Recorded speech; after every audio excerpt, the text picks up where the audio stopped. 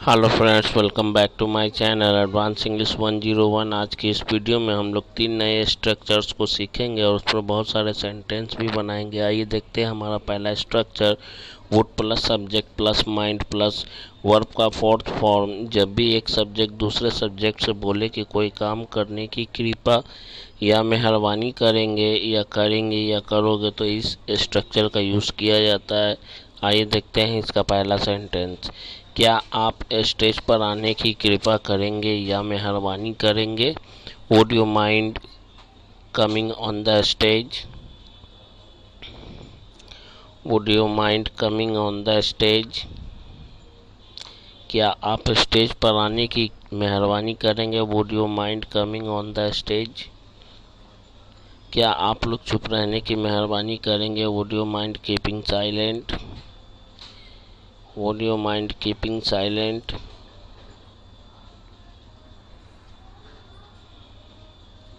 क्या आप सिगरेट बुझाने की कृपा करेंगे? Would you mind putting out the cigarette? क्या आप सिगरेट बुझाने की कृपा करेंगे? Would you mind putting out the cigarette?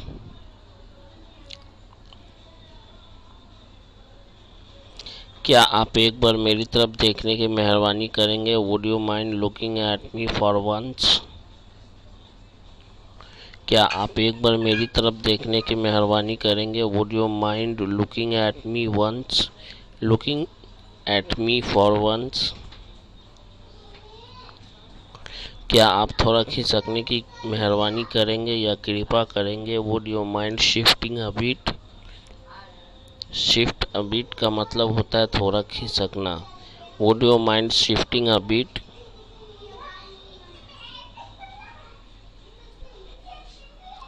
क्या तुम कारण बताने की मेहरबानी करोगे? Would you mind telling the reason? Would you mind telling the reason?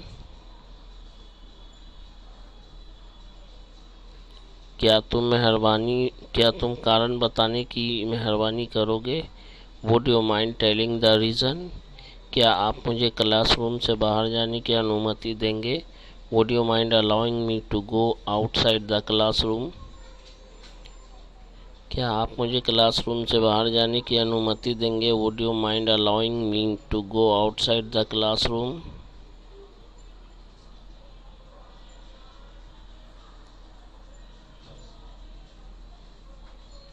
क्या आप मेरे साथ बैठकर एक कप गर्मा गर्म चाय पियेंगे? Would you mind taking a cup of Fairlie hot T sitting with me? Would you mind taking a cup of fairly hot tea sitting with me?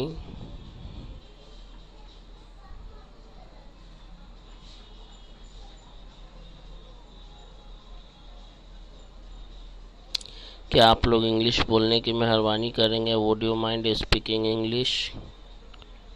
Would you mind speaking English? क्या आप लोग English बोलने की मेहरबानी करेंगे? Would you mind speaking English?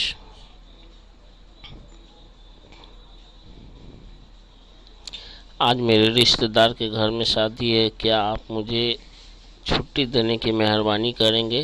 There is a wedding in my relatives house, would you mind allowing me leave? There is a wedding in my relatives house, would you mind getting me leave? Allowing me या getting मी भी बोल सकते हैं। For a long time, काफ़ी देर से। Structure है subject plus has have had plus been plus verb का fourth form plus object plus for a long time. Subject plus subject के अनुसार और टेंस के अनुसार हैज़ और हैड का यूज़ होगा, हैज़ हैव हैड का यूज़ होगा। कब से अपना मोबाइल ढूंढ रहा हूँ? कब से मैं अपना मोबाइल ढूंढ रहा हूँ। I have been looking for my mobile for a long time. I have been looking for my mobile for a long time. कब से मैं अपना मोबाइल ढूंढ रहा हूँ। I have been looking for my mobile for a long time. मैं कब से यहाँ खड़े खड़े तुम्हारे आने की राह देख रहा हूँ। I have been waiting या looking for you to come by standing here for a long time. By standing का मतलब होता है खड़े खड़े, बाई स्टैंडिंग माने खड़े खड़े, बाई लाफिंग माने हंसते हंसते। बाई बाई लग गया तो उसको दो बार बोल सकते हैं, बोला जाता है। बाई लाफिंग हंसते हंसते, बाई क्राइंग रोते रोते। मैं कब से तुम्हें उसे डॉक्टर के पास ले जाने को कह रहा हूँ क्योंकि वह पिछले कई दिनों से बीमार है। I have been telling you to take him to the doctor for a long time because he has been sick for last few days.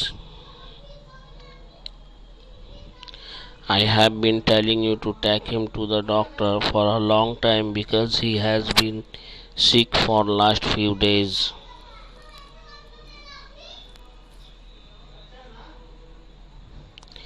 कब से मैं तुम्हें एक नया मोबाइल दिलाने को बोल रहा हूँ। I have been asking you to get और buy me a new mobile for a long time.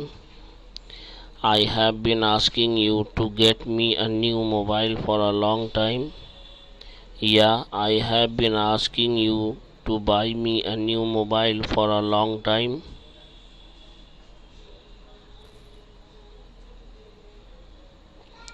कब से तुम लोग यहाँ बैठकर उसकी राह देख रहे थे। क्या तुम लोग नहीं जानते थे कि वह एक नंबर का झूठा है। ये सेकंड सेंटेंस में हमारा, सेकंड लाइन वाले सेंटेंस में पहला सेंटेंस हमारा पास्ट में है, इसलिए सेकंड वाला की के बाद वाला भी पास्ट में ही बनेगा। आइए देखते हैं। You had been waiting for him sitting here for a long time, didn't you know that he was a number 1 liar. कब से हम लोग तुम्हारी शादी की बात कर रहे हैं। We have been talking about your marriage, क्या तुम शादी कभी नहीं करोगे। Will you never get married. We have been talking about your marriage, will you never get married. या शादी करने का नाम नहीं ले रहे हो, इसका मतलब ये होगा you are not being ready to get married.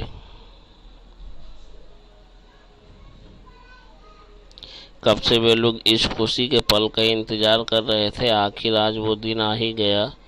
They had been waiting for this happy moments for a long time, at last या finally that day has come today.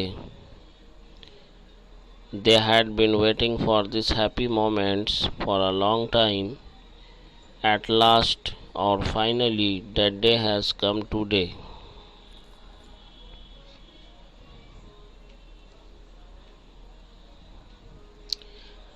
अगला है अंटिल प्लस आई डाई। इसका मतलब होता है मरते दम तक या जब तक मैं मर ना जाऊं। इसका स्ट्रक्चर है हमारा कंप्लीट सेंटेंस होगा प्लस आई डाई। यहाँ पे आई की जगह पे आप सब्जेक्ट, जो भी सब्जेक्ट रहेगा वो आई की जगह पे आप रख देंगे। वे लोग आपको मरते दम तक प्यार करते रहेंगे। They will keep loving you until they die. वे लोग आपको मरते दम तक प्यार करते रहेंगे। They will keep loving you until they die. मैं मरते दम तक गरीबों का साथ देता रहूँगा। I will stand by the poor until I die. I will stand by the poor until I die. मैं मरते दम तक गरीबों का साथ देता रहूँगा। तुम्हारे घर वाले तुमसे मरते दम तक तुमसे बात नहीं करेंगे। Your family members will not talk to you until they die. Your family members will not talk to you until they die. यहाँ पर दे आया है सेकंड वाले में। until they die का मतलब है कि उनके परिवार वाले के लिए यहाँ पे दे का यूज हुआ है। परिवार में बहुत सारे लोग हैं, इसलिए मैं मरते दम तक तुम्हारा काम करता रहूँगा। I will keep doing your work until I die, या I will be doing your work until I die. मैं मरते दम तक आपको याद करता रहूँगा। I will be remembering you until I die, या I will keep remembering you until I die.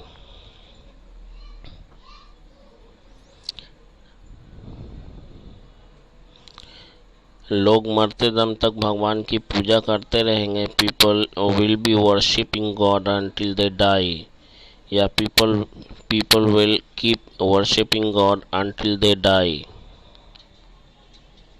So guys, that's all for today's video. I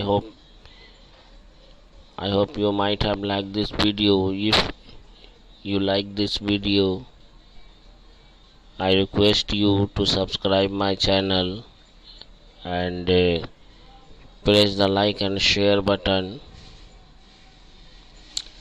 So see you tomorrow in the next video. For till then, goodbye and take care of yourself.